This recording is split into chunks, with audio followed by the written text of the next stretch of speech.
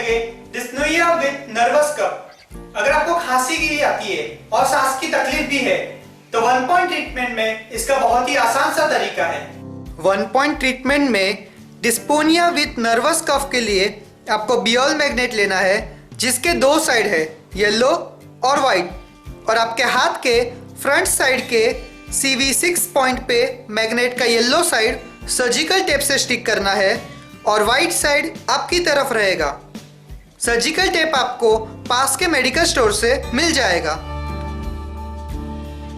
बियोल magnet और chart order करने के लिए हमारे वीडियो डिस्क्रिप्शन में डिटेल्स देखिए।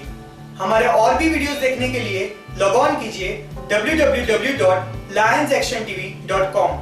हमारे YouTube चैनल सब्सक्राइब कीजिए। धन्यवाद।